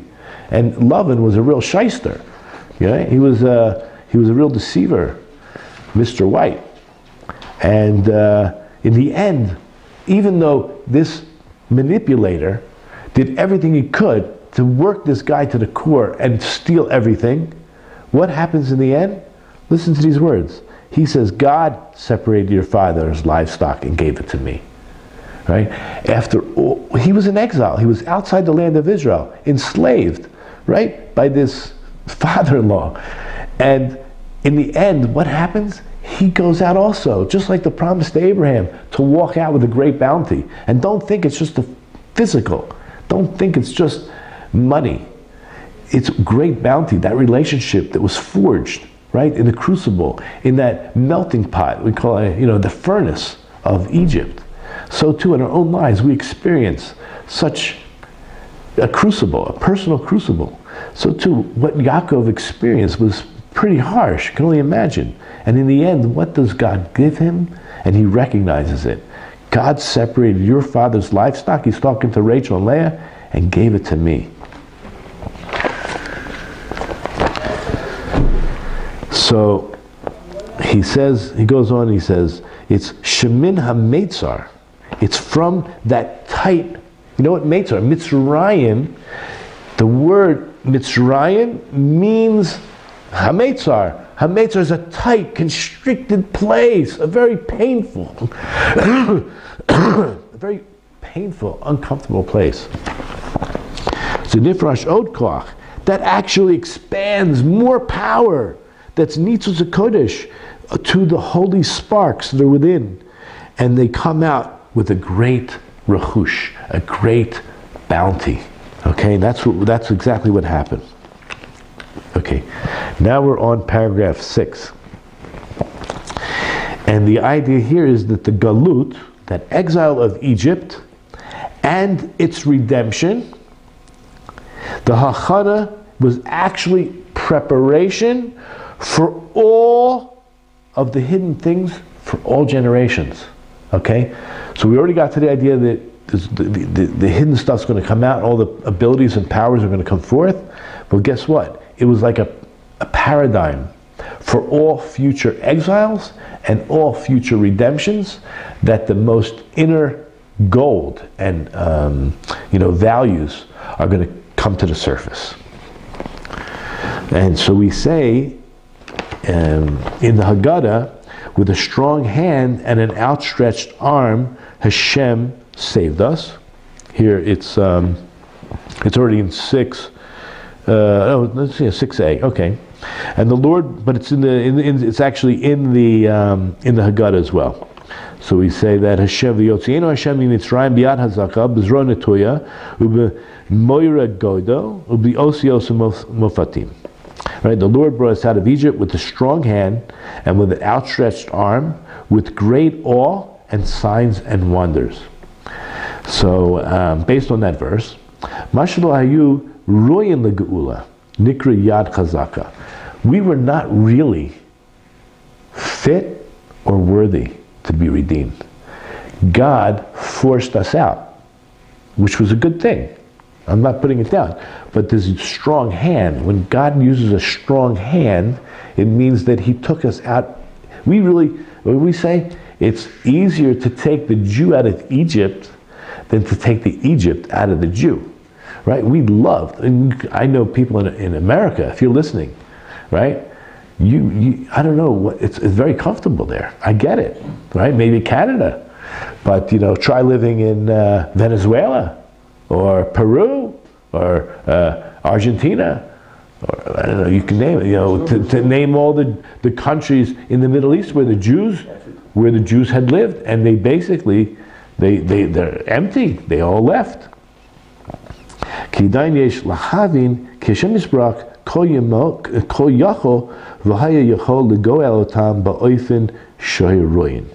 to understand, God is all powerful. He can do whatever He wants. Okay, you really have to understand that He is Kol Yachol. He has all the abilities, all the possibilities, and He could have redeemed us in any way that He saw fit. However, listen to these words. God Himself praises Himself for taking us out of Egypt. Right? As we just read, with a strong hand, right, and an outstretched arm. Do you know how many times it's written? I don't know if there's the paragraph yet. Oh, it's the next paragraph. Maybe I'll just tell you, 50 times God mentions that He took us out of Egypt. Like, how many times? You want to be humble, right? So you mention it once. People get the idea. He Himself is praising Himself for doing this. What do we learn from this? Shehedi b'nei Israel b'madrega taktona. You know why He's praising Himself? That He brought the Jewish people, He brought b'nei Israel from the lowest of the lows. We were 49 levels down, man. We were down. And He brought us ad shenikra lefanav yad chazaka. He took us out by way of a strong hand. Kozahem b'fnei shai galut mitzrayim v'gula tahachana l'kol hanistros. And that's because He wants to get this across. This exile and the redemption is going to be the paradigm example for all of history. Shlo yochel liyot shum hester Yisrael. And no longer will there be anything hidden from the Jewish people. God promised Abraham to redeem us from Egypt. That's why He did it with a strong hand. We say also in the Haggadah that if God did not take us out, we would still be there. What does that mean? It means that every generation there are going to be hidden things for us in general, and not just that. every individual Jew. I'll read the words. V'chein befrat kol ish Yisrael. For every person of the Jewish people. V'ayidei geula Mitzrayim, and that through the redemption through Egypt, ein shibud od v'nachal legoel shuv. Right? That every other redemption will be a little bit easier because you paved the path. Right? The path has been paved. That's why God took us out with a strong hand and with an outstretched arm. For ki leolam chasdo, for his kindness endures forever. I want you to look at Psalms 136, verse 12, that it's the same words that appear in the Chumash, biyad chazaka ubezruya netuya, with a strong hand and an outstretched arm. Yet from our point of view, ki leolam chasdo. It's forever. It's forever. The fact that he took us out then is going to have lasting effects on all of history. I want that to be clear. And then, going back to that statement that we made, blessed is the one who keeps his promise, HaKadosh Baruch Hu is constantly thinking. We said he's constantly thinking about the end times. Like we explained earlier, that the galut, the exile, was in order to actually have the preparation towards all those hidden things and what Egypt represents, that each Jew has. They're able to carry it with them through history. My wife sees these Israeli women, and they're like carrying the whole, world on their shoulders, right? And my wife says, that lady, she left Egypt. You could see, she's in command. You ever see these Jewish women? We're not talking physically. I'm talking about, it's written on her face. Yeah. This woman left Egypt. She ain't going back. It's amazing. My wife could pick that stuff up. Ukegulas Mitzrayim also Hashem Yisbarach liyot case lekol hashibudim. That when God did that for us, He took us out, right? He redeemed us from Egypt. He made it possible for the end, for all exiles that were yet to come, as we see, right? The Hisha Amda, they're going to come to us in every generation. He told us, they're going to come to you in every generation, but you're going to get out. There's such thing as exile, and there's such thing as redemption. Okay? It's a personal, and it's national, and it's going to happen to you. Every generation is going to happen on a national level, and it's going to happen to you personally. Throughout your life. Number 7. All that enters and gets sunk in deep into so much the gates of tumah, the gates of impurity, was actually for our good and for our benefit. So anything that goes down to the gutter, to the depths, to the lowest of lows, into the gates of impurity, is actually for our good. And there's going to be a reason for this, as we'll explain. So in the Zohar, he says, how many times can you ask this question, right? Why is God praising himself for taking us out of Egypt? Didn't he already promise? He promised Abraham. So why does he have to say, hey, I'm the dude, I'm the guy, I'm the power, I did it? Yeah? And it's written 50 times. 50 times in our Torah that I took you out of Egypt. So the answer to this question, if you want to ask, is it's going to compare. We're going to use on one side, these 50 times that God took us out of Egypt, to the 50 years of the Jubilee. The Jubilee represents, Yovel is 50 years, right, that represent what? In the end, freedom. Right? The 50th year, you let all your slaves go free. Right? All the property that you sold in the meantime comes back to you. It's all about real redemption and freedom. So we have to look at this a little bit more deeper.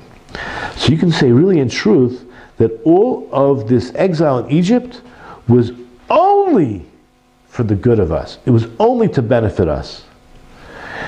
And when Hashem Yisbarach, when Hashem, blessed be He, promised our forefathers that He was going to take us out with great wealth, with rechush gadol, a bounty. L'zot aseh Hashem Yisbarach, that God did this, you b'Mitzrayim madragat tachtonim ma'od, that we would end up being in that Egyptian exile on the lowest of all levels. And that we, as Chazal tell us, that we were on the 49th level down. We were like, if we would have stayed in Egypt any longer, we wouldn't have any chance of being redeemed. We were on the 49th level of what they call the Sharei Tuma, of the gates of impurity. And now we understand when it says that if God had not taken us out, we would still be there. That God forbid, we would have sunken so low to that 50th level of impurity that we would have never been able to be redeemed in the future. But immediately when we were redeemed, or automatically when we were redeemed, what was given to Israel? All of the Shari Bina, all of the 50 gates of understanding, right?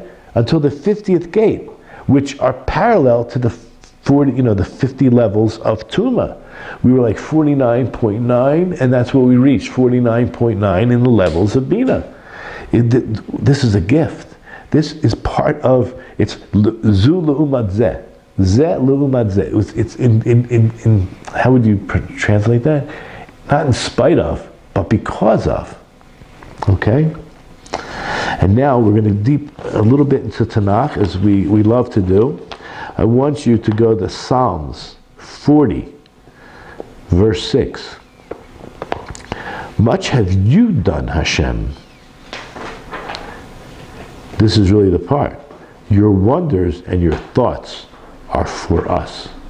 Everything you do, HaKadosh Baruch Hu, is for us. Can you say that with a whole heart? Right? Going down to Egypt, being exiled, being thrown. You can look back. I can say, so every Jew that was thrown out of an Arab country with his shirt on his back had to give up all his wealth. Are you kidding me? You should see how they're blessed today. And they wouldn't even be alive. Who knows the way they were treated? Yeah, but when you're going through it, you can only think the worst. But look, it's such a redemption that the Arabs kicked us out. Correct? You know, there's so many Arabs living in these countries that would love to be kicked out. They can't leave. I mean, they are leaving. They're taking over Europe and who knows where else. Okay. So what does he say? I lost my place. Here we are. And all your thoughts, keep going. Compared to you, right? None can compare to you were I to relate or speak of them. They're too overwhelming to relate, to recount. I mean, that's an amazing concept. We really have to have a lot of love and joy and think good about all the things that Hashem brought to our doorstep.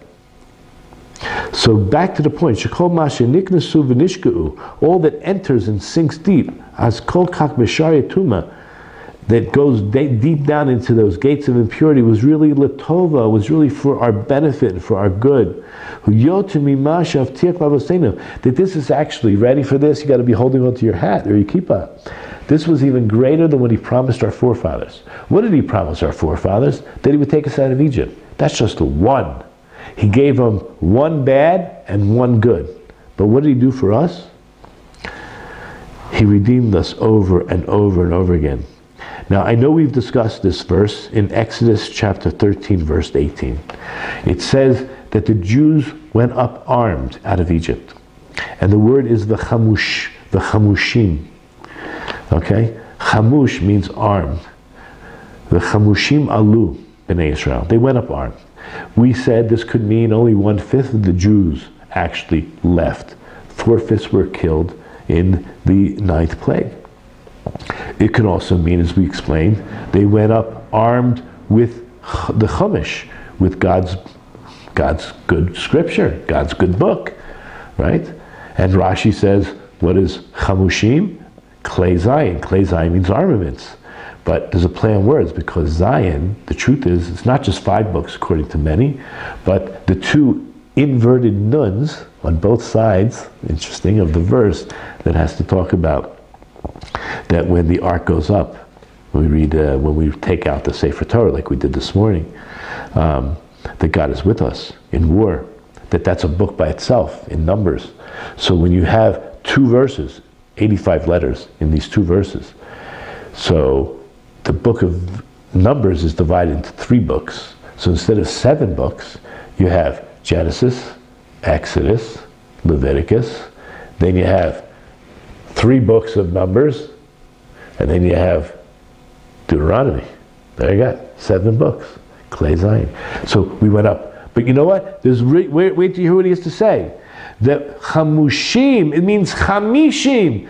50 times we went up.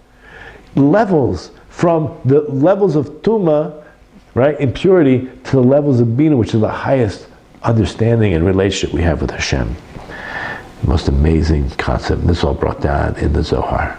Okay, so now we're going to start with the paragraph number 8, where we're talking about what was it from the very beginning that the Jewish people were mixed in, right? There was no Jewish people. Bnei Israel were just like this Bnei Noach. They actually had the status of Bnei Noach.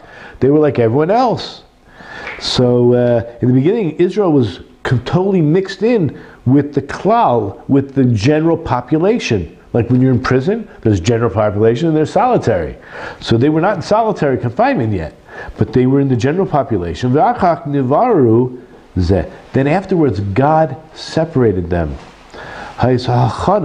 This part of the whole separation process between the Jewish people and the rest of mankind is the hachana, is the preparation for salvation for the whole world.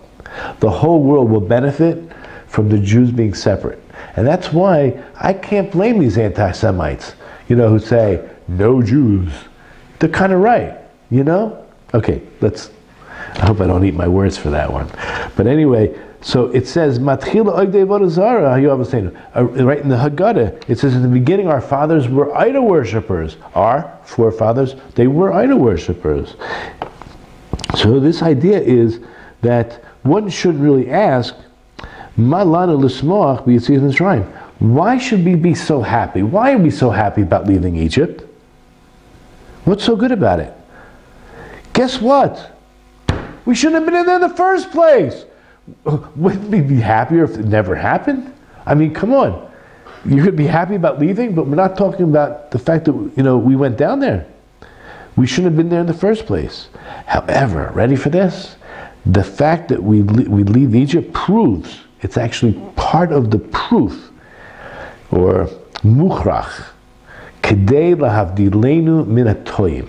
This is a very interesting concept, because we say it in our prayers a lot, that God has separated us from all those who are mistaken and have deceitful perceptions of life. Okay? Hatoyim. They're mamish, the mistaken ones. God separated us from them. And this is all what he calls preparation and salvation for the entire world. That from the very beginning, the Jewish people were mixed with the klal, with all of mankind, and only afterwards they were separated. And you know what? Sorry, bekoach, it says bekoach. And this ability, this power that's generated from the separation, the fact that we were all together and then we were separated, is going to create this leaning for the entire world to come towards Hashem. As is brought down in the Medrash, the verse, look at Leviticus chapter 20, verse 26. God says, you shall be holy to me. Now remember the word holy, kadosh, means separate. You're going to be holy to me, for I, Hashem, am holy. And he says, I've separated you from the peoples to be mine. So let's see in the Hebrew. V'hitem li kadoshim, you shall be to me separate. I know, we have to understand what that means. Holy means separate. Put above, put aside, distinguished, right? That's what holy means, right? Sanctified. When you sanctify something, you're distinguishing it, you're separating it, you're consecrating it, right? Ki kadosh ani, God himself is separate, holy, and then here's the Hebrew word, v'avdil etchem, I will separate you. You are holy, I am holy, therefore as a result I am separating you from the amim, from the rest of mankind, liyot li, to be for me.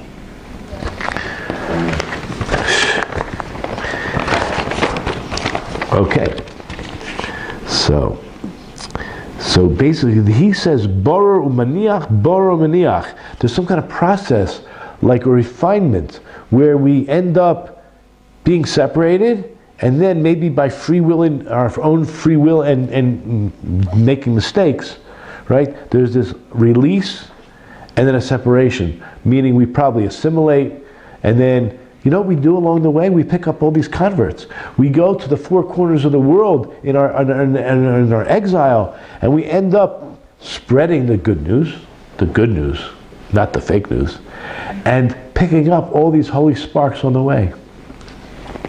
But he's not talking about that. He's going to say like this, that in the 13 hermeneutical principles that we say every morning before Shacharit, after the blessings, before we start Pazukah de Zimra, there's one particular hermeneutical principle that he's relating to. He says and now this is very difficult, these are not easy concepts, so I'm not going to spend too much time. This is A, number 8 of the 13 hermeneutical principles, page 6. The particular, that's the prat, the individual, implied in the general, in the klal, is taken out, is accepted from it for pedagogical purposes, and it elucidates, then they're going to expound the general as well as the particular. So, somehow or another, what he's going to try to relate to is the idea of the separation, being yotzi min klal, somehow is going to come back and have an effect on the general. That was the idea. So he starts like this, that this relates to what we say to the Rasha. We say to the evil son, you know, if you were there, you wouldn't have left. You would have been left behind. You have such an attitude, you know, but the main thing is what you did was you separated yourselves from us. You excluded yourself from us.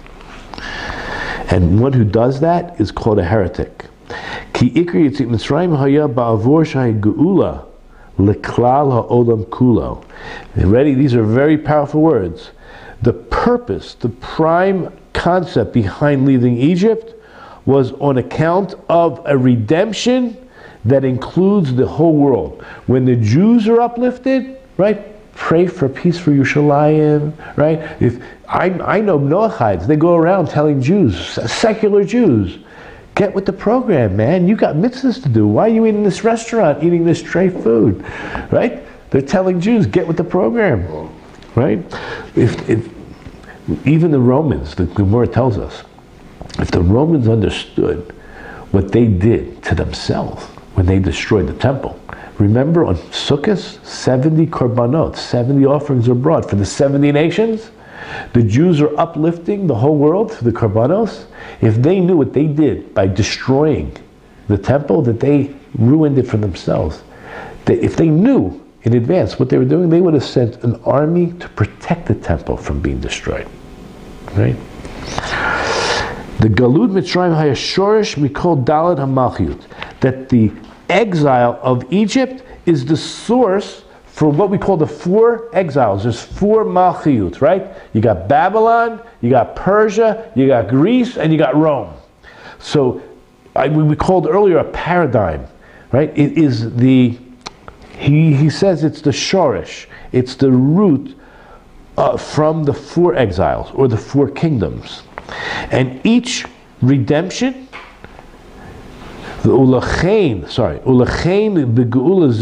Therefore, this redemption from Egypt is going to be the source, the root for all the geulos, for all the redemptions from all the four kingdoms. And the four always represents this world. So it's the whole world. There's four directions: north, east, south, and west. Right? We think about when we say Shema Yisrael Hashem, Yisrael Hashem Echad, the word Echad, right? That there's one God in the entire universe, the four corners of the world. So that's what Dalet represents, the four, right, the whole world. V'shorsh kol galos b'avrodala averos. Wait till you hear this. That the source for all of these exiles are because of the four big ones. Well, you know me, we talk about the three big ones, the three cardinal sins. So what the four exiles relate to the four sins? What four sins are there? Wait till you hear what he has to say. Shorish kol galut ba'avur dalet averos chamurim. The root of each galus, of each exile, is on account of the four most severe sins, kolim, that include. Now he's going to tell us three. So the four big sins, they include three. And what are they? Idol worship, in illicit sexual relations, and murder. Great, now I get it. But what's the fourth one? So he says, so each one of these exiles is going to create the fix, the tikkun, for that particular sin of the three sins we just mentioned. And that's actually how we relate to the three children. What three? We have four children. So three of them are going to be related to in respect to the three different sins that relate to the three different exiles that we experienced. But remember, there's four, so we're still missing that one key. So he claims that when we give an answer to each one of the three children to clarify any doubts that they have and to bring them back, meaning help them fight against their Yetzer Hara that entices them in those three major character traits that are problematic in this world, which we call kina, which is jealousy, ta'ava, which is desires, and kavod, which is power, glory and honor. We're ready for this? Gulotenu ata, the present exile we are in right now, is because of lashon hara and sinas chinam, because of causing other people damage with your tongue, with your words, and causeless hatred. And this is shakol neged kol gimel. This one sin is actually equal to the other three. Now we know the other three, they're horrible, right? Anybody is a murderer or going after married women, you know what I mean? Or worshiping idols, that's pretty bad. So what's someone just mentions or wrote an article in the newspaper once, I mean, right? It's worse than, or it's equal to those three. So the truth is, we can look at it. The first temple was destroyed, and we were in exile for 70 years because of those three. And the second temple, it's already 2,000 years because of the lashon hara and the sinas chinam. So yes, from that level we can certainly see, right, from the punishment, that it's worse. Another way to look at it. But he brings down, this is relating to the son that doesn't even know what to ask. So the other three sons are going to relate to these other three character traits and the first three countries in Malchut, but the last one, Leben she'elazu nikra she'enu yodei l'shoel. This son that we're relating this question to is the one that doesn't even know what to ask, because it's so bad that it's called bilbul hadat. Bilbul hadat means it's absolute confusion. When this is such a bad, horrible sin, it's such a horrible exile, and it really needs a great tikkun, a great work to fix. And we're now in paragraph 9. The geula, the redemption, was in the merit of what? It was in the merit of prayer and crying out. from Egypt to God. That is the concept we're now going to discuss. So there's called Bachut and Shirut. Now Bachut means to cry out, and Shirut means to sing. But we're going to see the word singing and service to God are going to be extremely closely related. So what is he going to tell us? That Pirush Agula Hayta B'schut Tefila V'tzakot Aku B'Mitzrayim L'Shem Yisrach. That the explanation of these two words, crying and singing, is explaining that the redemption was on the merit of our prayers and crying out, screaming out to God from Egypt. So in the schut of the singing out was, remember, right after the redemption. What happens? And we're going to be experiencing this on the 7th day of Pesach. We all gather together and we sing Oz Yashir, right? Then Moses sang. The 7th day of Pesach is when the sea split and we crossed through. And we're going to sing this together. Oz Yashir. Then Moses decided to sing. Moses and the Jewish people, they sang the song. Oz Yashir. But what happened earlier on in Moses' life? Moses was not a crybaby, but he was a baby that cried. Think about this. He was put into this basket, sent off by Miriam, right? Not knowing what's going to happen to him. And Pharaoh's daughter, she hears, she opened up the box. And it says, when we get to it, I know I skipped something here. Let me just go in order. So the parish of the Oz Yashir was in the beginning, we're starting off with this concept of song. So too, we can talk about the specifics of Moses' life. That he was the reason, right? A lot of our redemption is put onto the merit of Moses. And what happened when it was deep in the galut, right? In the harshest of times, they were throwing our babies into the Nile, ripping them to shreds with the crocodiles, giving them food to eat. Oh, it was so horrible. And look at Nara Boche. Now I want to ask you, why does it say in that verse, to find it, it's Exodus 2, verse 6. So it says, she opened it, and she saw him, the child, and behold, he was a weeping lad. Have you ever noticed? He's a child in the beginning of the verse, and all of a sudden, he's called a youth. What happened? But we're focused on the idea that he was weeping. So there's this, right? Hine na'ar boche, and she had compassion on him. So and she realized he was one of the Hebrews. I want to focus just on the fact that he was crying. So there's this song that's afterwards, and the boche is before. But it's in the merit of both of these ideas. So going back to the original idea we said about Oz Yashir Moshe, that Moses sang. Remember, Moses was a Levi. Nira od l'chein nivaru haLevim. We can see further from this. This is why the Levim were chosen and separated.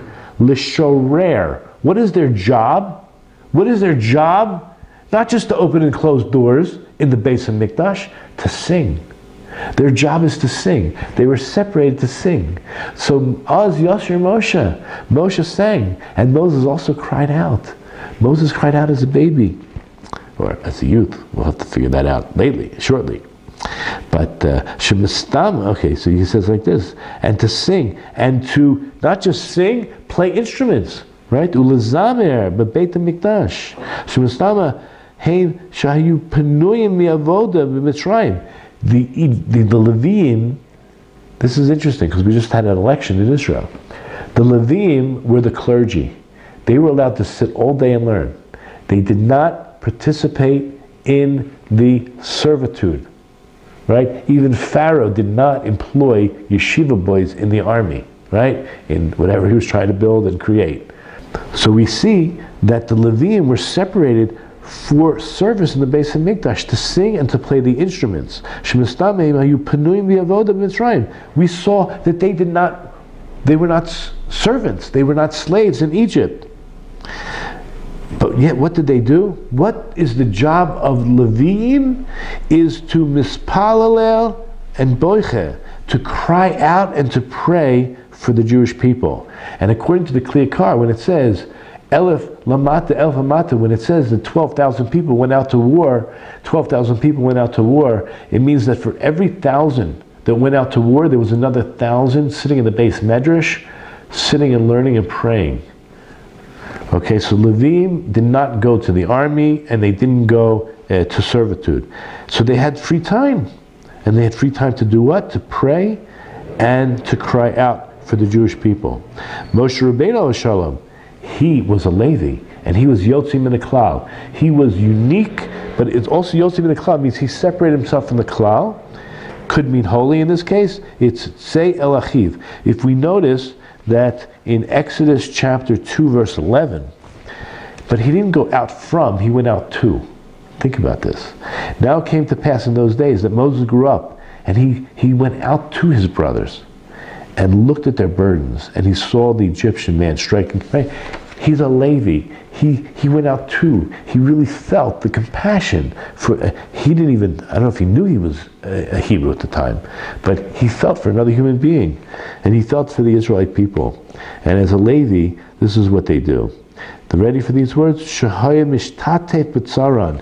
He joined in their burden. He joined in their pain to teach you al haklal kula yotzeh. Back to that original statement I made in the hermeneutical principles, that you take out the particular, that's only going to teach you about the inclusion. So he says like this, Lamed al klal kula yotzeh sheken haya oisim levim. That's exactly what the Levim do. The SKYPE behem, they fulfill through them the crying and the song that is talked about in this medrash. Okay, now we're going to go to number 10.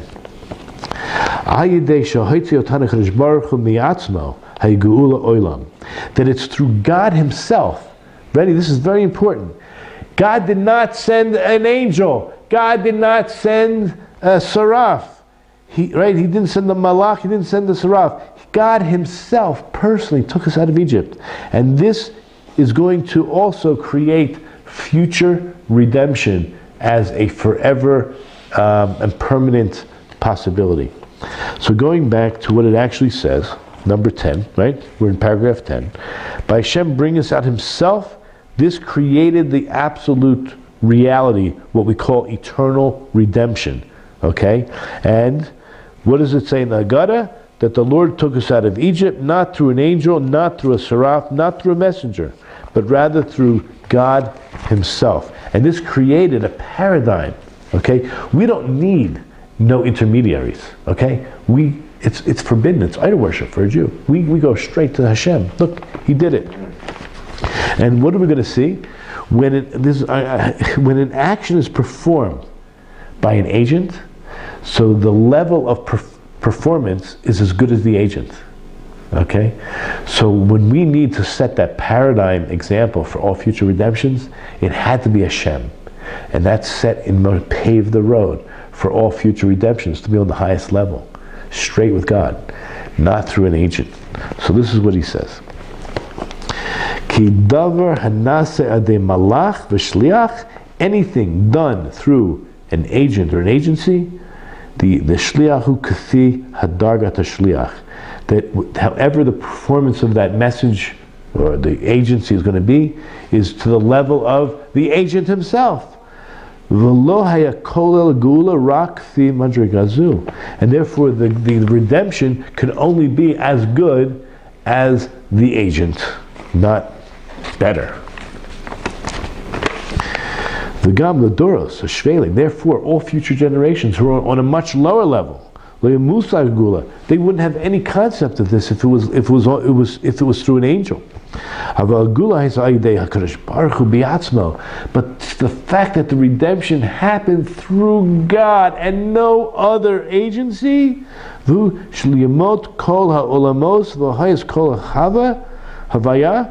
this idea, it's very hard to translate. We're talking about all existence, all days of the world, and all existence is attributed to God. Therefore, any future redemption, mikocho koleles kol hamadregos miresh kol dargan ad sof kol dargan. Therefore, any future generation is going to be from the power and the potential that's included all possibilities, all levels, from the beginning until the end, because it was God himself. If it was done through an agent, we'd be stuck in whatever level, right? He paved the road, the paradigm of universal redemption. And this is what it means, that when we said, if we had not been taken out by God, it means God specifically. God specifically, then we would still be in Egypt. But the very fact that we were removed and redeemed by God himself, this is an everlasting redemption. God is all powerful, man. I just don't get these other religions. They really limit. It's really sad what they do, how they think about HaKadosh Baruch Hu. They don't know God. They think they know God. So too, God promised Abraham. You know what he says? Dan Anochi, in Exodus chapter 3, verse 11. I will judge them. God says, I will judge them. Now what do you think? Then God appoints Moses, and he tells him all these things to do. What do you think Moses is going to say? He's the most humblest person. He thinks to himself, isn't it right? Isn't it more proper that God save them? Why should I do it? If I do it, I'm just a human being. I'm going to do the same thing, right? I guess what these Christians do, they have this limited understanding of God, right? If I do it, then they're all going to look to me like I'm their savior. This is not good. That's why Moses himself says, Mi Anochi, who am I? I'm nothing. I'm less than zero. Mi Anochi. Who am I that I'm going to go to Paro? Right? That's Genesis, sorry. That's Exodus 3:11. Okay, so the Dan Anochi was in Genesis 15, verse 14, where Moses says, Mi Anochi. Even though, we says, Dan Anochi, that's the words God uses, I'm going to judge. Anochi, Dan Anochi. And Moses says, Mi Anochi, who am I? So we understand that Moshe Rabbeinu, so Echis Kayim Haftacha Dan Anochi. Moses wants to, how is God going to use his words of, I'm the one who's going to judge, when he wants Moses to be the Redeemer? But Moses himself wants God to do it. So Moshe Rabbeinu Shalom Haya Anav Gadol. Moses was so humble. He was so nullified in who he was. Therefore, his shlichut, his agency, was like God himself doing it. It was like God himself doing it, because he didn't even think of himself. He says, Mi Anochi, who am I? Okay, Mi Anochi. He says, he held, She'eno Kadai, Liot Nikshav, Madrega Rabba. There's no way I could be on that level. He knew, he was humble. There's no way I'm not the Savior. Moses, who acted as a shliach for God, could tell the whole world, and that's why we don't even have the burial place. God even knew. Right? You got a human being, I don't want anybody worshiping Moses. And I want to tell you another secret. Moses' name doesn't even appear in the HaGadol. We're not worshiping Moses. We don't know where he's buried. And this whole night about redemption is all about the connection with God. Moses' name does not appear in the entire HaGadol. And it's all about him. I mean, I shouldn't say that. It's about the story that he's so involved in. Okay, now we're in paragraph 11. HaKadosh Baruch Hu oisei niflaos tamid. This is a very interesting idea. God is constantly causing miracles. There's constant wonders and signs all over, constantly. But it's the gashmiyut mastir. But the physical world we're living in is hiding it, is somehow covering it. V'ayideh geula, and when we get to this redemption, which I told you can experience already, yecholim lirot, you're able to see it.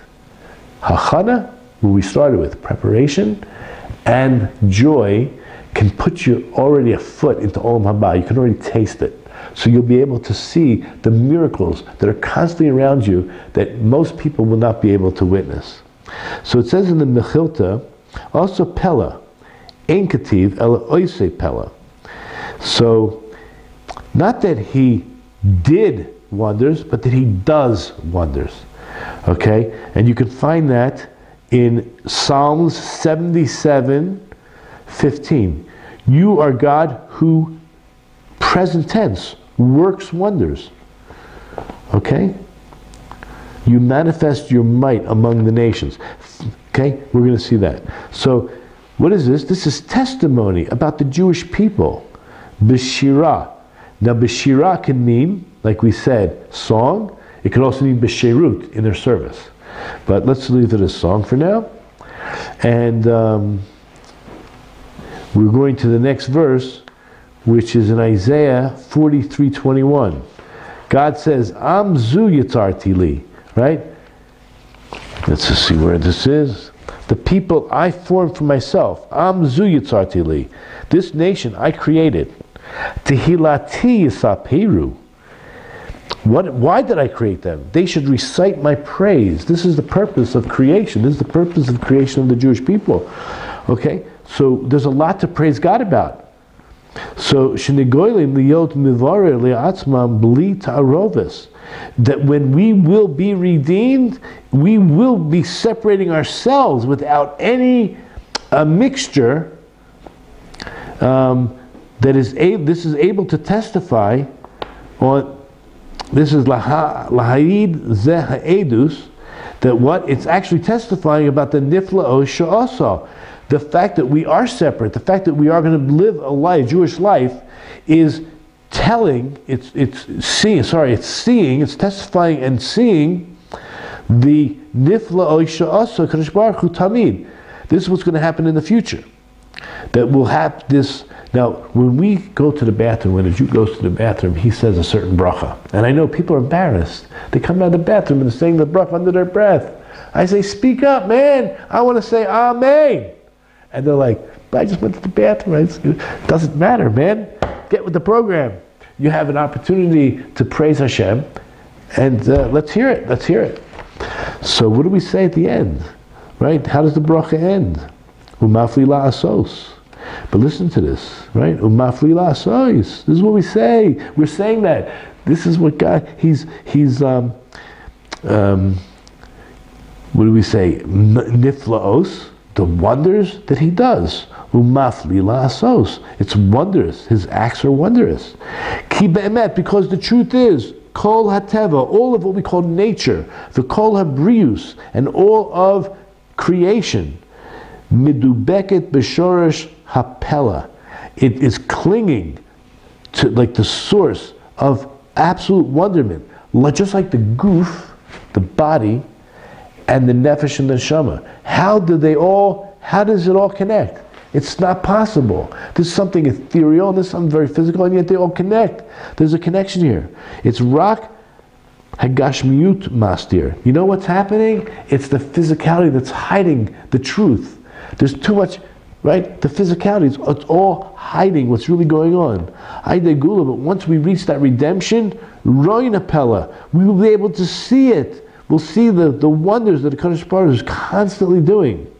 And listen to these words in Micha. Is it Micha? 7:15. This is a future. This is about the future. As in the days when you left, right back then, I'm going to show you. I'm going to do it again. I'm going to show you the wonders. But listen to the Hebrew. Irena, I'm going to show you. He doesn't say I'm going to do wonders.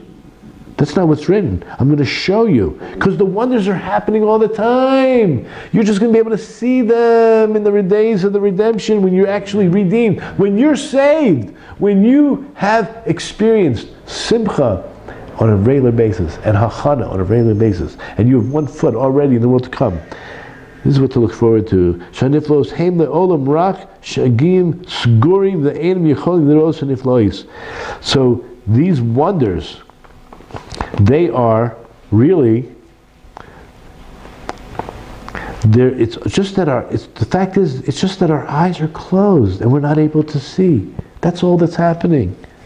Just like it says in Psalms 119, verse 18, Gel anai va'avita. The word avita means I will look, I will glance, I will be able to see, I will be able to perceive. So we're asking Hashem, unveil my eyes that I may perceive wonders in the world. I'll be able to see the wonders in the world. Unveil my eyes. This is a prayer that King David, right? The Psalms, King David, he had a taste. He knew what to ask for. Okay, so I just want to wish everyone an unbelievable Hag Sameach and a Shabbos HaGadol, an amazing Shabbos, that we should really experience what it's like in our preparation towards the redemption, in the panemius, and working on the most inner part of our character, in preparing for this man cherus, the time of redemption, and to get rid of all the chametz, and to get rid of the Yetzer Hara and the evil inclination that we have within us. And I'm going to say next year in Jerusalem, but since we still have a little bit over a week, I pray that even now, within the next few days, you still have an opportunity to get on a plane and come on over here. God bless.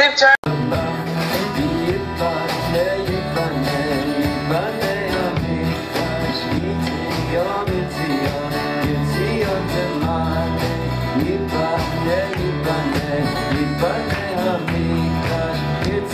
Archives,